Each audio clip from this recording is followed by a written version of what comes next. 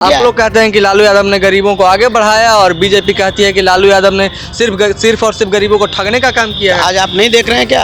आज लालू प्रसाद यादव नहीं होते तो जूता सीने वाला का बेटा शिवचंद्र राम मंत्री और विधायक बनता क्या?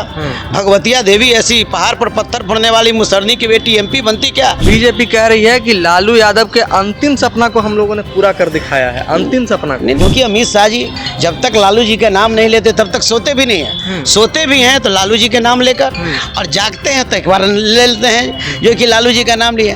भारतीय जनता पार्टी इस देश में बिना लालू प्रसाद के नाम लिए हुए न उनका पेट भरने वाला है न वो नींद आने वाली है। अभी कुछ दिन पहले गोपालगंज आए थे अमित शाह, तो उन्होंने कहा कि लालू यादव एक ही बढ़िया काम किए हैं कि अपने परिवार को सेट किए। हमारे नेता तेजस्वी यादव भी तो सब कहा कि गृह मंत्री अमित शाह जी की अगर औकात है तो दो मंच लगा करके आपने गुजरात को क्या दिया और बिहार को आपने क्या दिया, आइए और बहस कर लीजिए और मैंने क्या दिया। अब देखिए चिराग पासवान जी का बात खत्म है, अब जो है कि नीतीश जी का जो है और जो जीतनराम मांझी जी का, ये तीनों लोग जो है अपने को सेकुलर कहता था, और तीनों लोग को जिस तरह से अभी ताली बजा रहे थे, अब वोट बिल के समर्थन में काम कर रहे थे, पूरा देश इस चीज़ को दिया कि ये लोग सेकुलर नहीं है, ये लोग जो है कि बहरूपिया है, रंग बदल कर करके और लोगों को भी जाते हैं और रंग बदल कर करके जो है कि लोगों को ठगने का काम करते हैं। भाजपा के प्रदेश अध्यक्ष दिलीप जायसवाल ने आज कहा कि अगर लालू यादव ना होते तो तेजस्वी यादव के बिहार में क्या औकात है। पनोरमा ग्रुप, जो सोचता है वो करता है।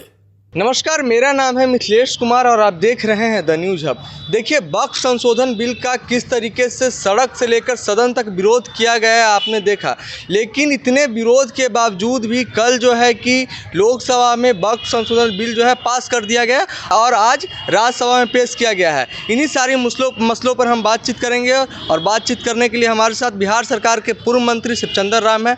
क्या कहिएगा सर, बिल को तो आप लोग रोक नहीं पाए। देखिए, हमारे कहने का मतलब जितनी हमारी ताकत थी, जितनी शक्ति है, सड़क से लेकर सदन तक हमने संघर्ष करने का काम किया, हमारी पार्टी ने संघर्ष करने का काम किया। हमारे नेता आदरणीय लालू प्रसाद जी, तेजस्वी यादव जी और आरजेडी के सभी नेता, मंत्री, विधायक, जितने भी जो लोग हैं, सब लोगों ने जहाँ तक हुआ हम लोगों ने मतलब इस वक्फ बिल के खिलाफ़ में हम लोग हमेशा जो है कि बोलते रहे, करते रहे, और अल्पसंख्यक समाज के मान और सम्मान के को ख़त्म नहीं हो उसके लिए हम लोग हमेशा प्रयासरत रहे और हम लोग आज भी उनके साथ हैं। बीजेपी कह रही है कि आरजेडी ने सिर्फ अल्पसंख्यकों को लूटने का काम किया, ठगने का काम किया है। ये तो पूछ लीजिए ना कि आज तक जब से राष्ट्रीय जनता दल और इस बिहार में मुख्यमंत्री लालू प्रसाद यादव जी या श्रीमती राबड़ी देवी जी मुख्यमंत्री बनी, तो उस समय जो है कि आप हज भवन का निर्माण जो है कि राष्ट्रीय जनता दल में लालू प्रसाद यादव जी ने करवाया, और जो आपके जो उर्दू में समाचार रेडियो पर जो प्रसारण होता था उसका प्रसारण जो है कि लालू प्रसाद यादव जी ने कराया। आपके जो टीवी पर जो है कि ब्लैक एंड वाइट टीवी जो इस समय था उस पर जो है कि उर्दू का प्रसारण जो है कि लालू प्रसाद यादव जी ने कराने का काम, अल्पसंख्यक मंत्रालय का निर्माण लालू प्रसाद यादव जी ने बनाने का, कब्रिस्तान घेराबंदी का जो है कि पहला जो है कि काम जो है कि लालू प्रसाद यादव जी ने किया। तो अल्पसंख्यक समाज को मान और सम्मान और हमेशा उसके सुख में और उसके दुख में राष्ट्रीय जनता दल परिवार और खासकर लालू प्रसाद यादव जी का विचार उनके साथ रहा है। बीजेपी कह रही है कि लालू यादव के अंतिम सपना को हम लोगों ने पूरा कर दिखाया है। अंतिम सपना नहीं, लालू प्रसाद यादव जी का ये नहीं कहना था। लालू प्रसाद यादव जी का ये कहना था कि चाहे वो मठ का ज़मीन हो, चाहे मंदिर का ज़मीन हो, चाहे वक्फ बोर्ड का ज़मीन हो, जिस पर दूसरे लोग कब्जा किए हैं उससे उसको जो है कि कब्जा छुड़ाइए, और छुड़ा करके पुनः फिर चाहे वो गिरजाघर का ज़मीन हो या मान लेते हैं कि एक हमारा गुरुद्वारा का ज़मीन हो, चाहे मठ का हो, कबीर मठ का हो या मंदिर का हो, चाहे वो कहने का मतलब जो है आपको वक्फ बोर्ड का ज़मीन हो, इस पे जो है कि पूंजीपतियों ने अगर ज़बरदस्ती कब्जा किया है उससे उसको छुटकारा मिलनी चाहिए, उसकी बात उन्होंने किया है। तो इसको तोड़ मरोड़ करके अमित शाह जी ने, क्योंकि अमित शाह जी जब तक लालू जी का नाम नहीं लेते तब तक सोते भी नहीं हैं, सोते भी हैं तो लालू जी के नाम लेकर, और जागते हैं तो एक बार ले लेते हैं जो कि लालू जी का नाम लिए। भारतीय जनता पार्टी इस देश में बिना लालू प्रसाद के नाम लिए हुए न उनका पेट भरने वाला है न वो नींद आने वाली है। तो अभी कुछ दिन पहले गोपालगंज आए थे अमित शाह, तो उन्होंने कहा कि लालू यादव एक ही बढ़िया काम किए हैं कि अपने परिवार को सेट किए हैं। तब उनको तो पता नहीं है अमित शाह जी को। अमित शाह जी ने जिस तरह से गुजरात को बना दिया है, उस तरीक़ा से क्या ये उन्होंने बिहार को भी उन्होंने देने का काम किया है। हमारे नेता तेजस्वी यादव ने तो साफ कहा कि गृह मंत्री अमित शाह जी की अगर औकात है तो 2 मंच लगा करके आपने गुजरात को क्या दिया और बिहार को आपने क्या दिया, आइए और बहस कर लीजिए। और मैंने क्या दिया, जितना दिन मौका मिला बिहार को मैंने क्या दिया, मेरे पिता लालू प्रसाद यादव जी ने क्या दिए, ये आकर के आइए बात कर लीजिए, डिस्कस कर लीजिए। तो इस तरीक़ा से लालू प्रसाद यादव जी ने गरीब गुरबा दबे कुचले शोषित पीढ़ी को आगे बढ़ाने का काम उन्होंने काम किया। आप लोग कहते हैं कि लालू यादव ने गरीबों को आगे बढ़ाया और बीजेपी कहती है कि लालू यादव ने सिर्फ और सिर्फ गरीबों को ठगने का काम किया है। आज आप नहीं देख रहे हैं क्या? आज लालू प्रसाद यादव नहीं होते तो जूता सीने वाला का बेटा शिवचंद्र राम मंत्री और विधायक बनता क्या? भगवतिया देवी ऐसी पहाड़ पर पत्थर फोड़ने वाली मुसरनी की बेटी MP बनती क्या मान लेते हैं कि हमारा जो है रामजी शर्मा ऐसा लोहार का बेटा MLC बनता क्या? रामकरण सहनी ऐसे लोग जो हैं कि वो विधान परिषद के सदस्य बनते क्या?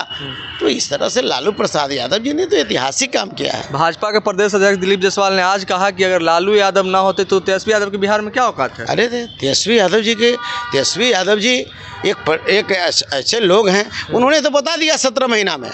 पूछ ले दिलीप जायसवाल अपने जो है कि मुख्यमंत्री जिनके साथ हैं तो बिहार के नीतीश कुमार जी से पूछ ले, कौन कहा था कि जेल से पैसा लाएंगे तेजस्वी यादव? कौन कहा था कि बाप कौन से पैसा लाएंगे? जिन्होंने 10 लाख बेरोजगारों को रोजगार की बात की है, वही तेजस्वी यादव 17 महीना में, 17 साल बनाम 17 महीना में, और उन्होंने 5 लाख बेरोजगारों को सरकारी नौकरी देकर इतिहास में अपना नाम दर्ज कराने का काम किया। और गांधी मैदान खुले आसमां के नीचे प्रमाण पत्र उन्हीं लोगों से जिन्होंने कहा था कि बाप कौन से पैसा लाएगा, वही नीतीश कुमार जी से उन्होंने प्रमाण पत्र बंटवाने का काम किया। ये क्वालिटी तेजस्वी यादव में। उसका भी क्रेडिट नहीं देते हैं, कहते हैं कि नीतीश कुमार मुख्यमंत्री